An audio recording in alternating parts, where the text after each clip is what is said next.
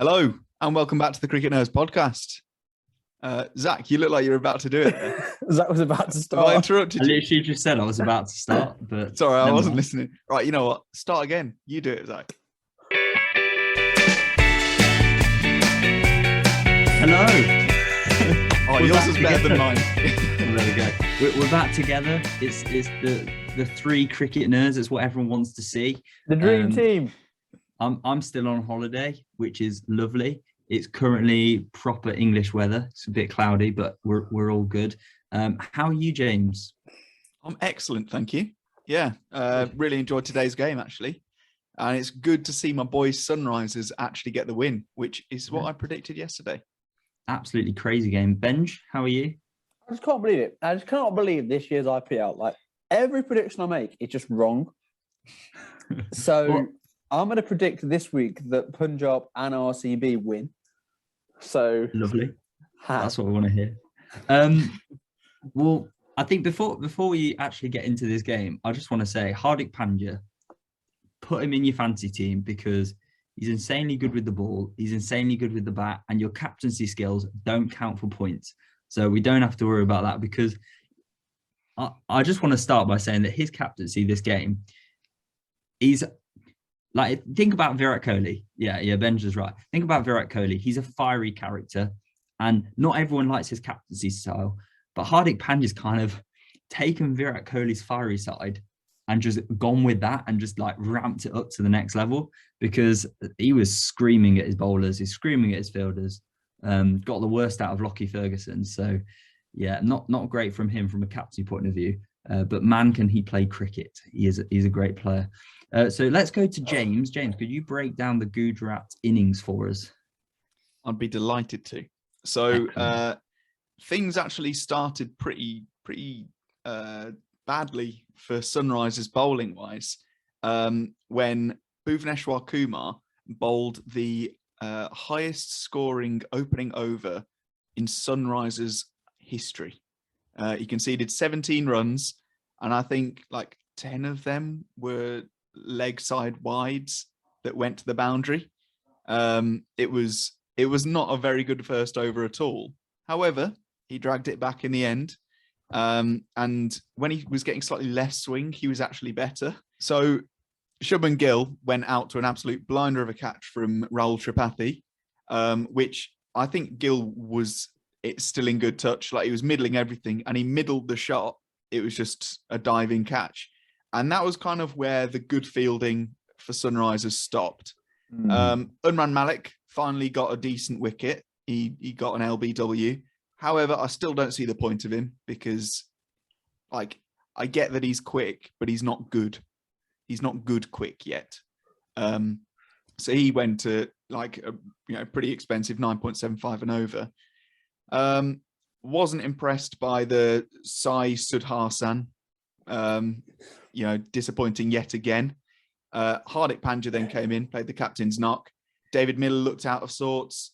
Abhinav Manohar played my favourite innings of all time in IPL history because he got 35 runs that were all top edges, like the smelliest runs He got dropped that you'll ever see. 8 times, didn't he? And I think he was dropped 3 times, and these were not difficult catches. The first one was, I think it was the first one was Aidan Markram.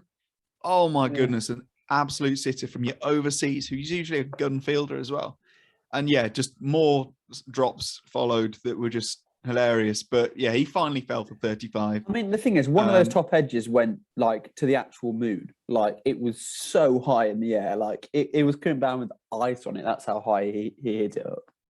Yeah, and I think that was the third drop, that one. Yeah. Rahul Tewatia hit a 4, but then was run out at the non-striker's end, giving me the shakes because I don't like people running out at the non-striker's end at the death anymore. Yeah. And then Rashid Khan bowled round his legs, trying to play his wristy flicks to the leg side. So that was their batting innings, and it was to say the most. Pick of the bowlers was probably Marco Janssen. Actually, that just ridiculous height he had was was causing real problems. And then Washington Sundar are very economical, but only bowled 3 overs. No, So yeah, I'd agree. It's one of the worst innings we've seen, I think, from Gujarat. I think when wides is your 3rd highest run scorer in your innings, that's not great. And I know in T20 people score different amounts, but still, your wide shouldn't outscore your whole top 3 and your number 5. So there's just something a little bit wrong there, isn't there? But yeah, 162 for 7 was their final score, and then Sunrisers came out, and Abhishek Sharma and Kane Williamson looks like they were playing a test match. And they had so there were 2 records that Sunrisers broke in their power play. They, first of all, in Sunrisers history, had the longest time to hit a boundary in the power play. I think it was like 3 or 4 overs.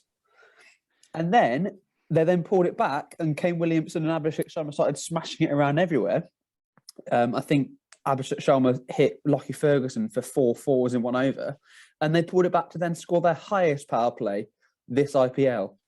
So yeah, it was a very interesting start to the innings. Abhishek Sharma looked in fine form again. Kane Williamson finally got some runs, and he actually, sort of played the innings that would expect from Kane Williamson. I mean, he was there for 16 overs, sort of anchored that innings to allow the batters around him to sort of smash it around a bit. Now, Rahul Tripathi retired hurt. I didn't actually see what happened to him. And then Puran came in. But yeah, what was that going on with Tripathi? He tried to have an almighty slog at Rahul Tewatia. And yeah, he seemed to injure himself in the process, causing him to walk off. I'm not sure if it was they were trying to do a Rajasthan with a tactical retire, or or he was just genuinely injured. I think it was Lord Tewatia. He bowls pies hard, and it was such a pie that Tripathi, even though he hit it for 6, he injured himself in the process. You don't mess with Tewatia at this point. No. Yeah, and then Nick Puran and Aidan Markram saw it home, and quite comfortably, I think, in the end for Sunrisers. Zach, what did you make of that innings? I thought that for the most part, Gujarat bowled all right without taking many wickets. And that was, as you've said, due to Abhishek and Kane Williamson playing as if it was day 1 of the test match. Mohammad Shami I think he's been very dangerous. He's taken a lot of power play wickets, and that's why Gujarat have seen a lot of success. So I think their idea was, let's play him out. Let's not give anything away against Mohammad Shami. Let him bowl the bad balls, and let's not take it to him, because they took on Lockie Ferguson, who went at over 11 and over. They targeted the youngster in Nalkande, and the likes of Rashid Khan, Hardik Pandya, and Mohammad Shami, who are proven performers. They kind of just played out, and I think it was really clever, actually. I think it was really smart. And when you've got a weak squad, like we've said Sunrisers have, I think that's really important. You've got to play smart, and they certainly did that. And Kane Williamson striking at 120, that's what we expect to see. And then you look at the rest, all striking at over 130. That's exactly what Sunrisers wanted. And I think they had, other than the wides, they had a close to perfect game, and they ended up doing all right. But yeah, Hardik Pandya, he had a great game with the bat and with the ball, but just failed in his captaincy. But heroes and villains, let's move on to that. James, a hero from you, please.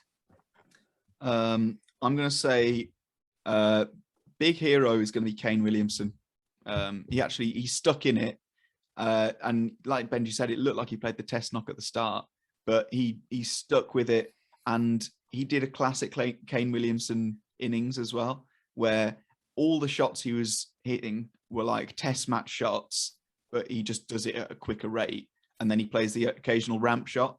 The shot he went out to was, funnily enough, the only shot that wasn't Kane Williamson-like. It was like a normal T20 slog. Yeah. And he doesn't do them well. So yeah, there's my hero. I mean, I would say my hero is probably Marco Jansen. I just love watching him bowl, because he's not just about 15 feet tall. He's also got very long arms, which means that his delivery point is so much higher. So yeah, it's ridiculous. Who's a villain for you? But Villian, Lockie Ferguson. I think he just didn't quite hit his stride. The Sunrisers batters definitely just used the pace of Lockie Ferguson, and I think also even though he took his 2 wickets, Bhuvaneshwar Kumar, for, as James would put it, very smelly bowling. I mean, when you concede 11 wides off your first over, that's not good.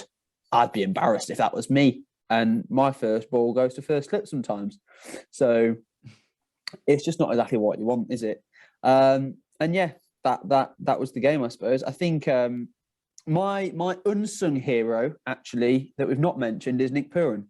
I think he played a gem of an innings at the end there to finish it off. 38 off 18. Finally looking like he's, quite matured. But we'll leave it there.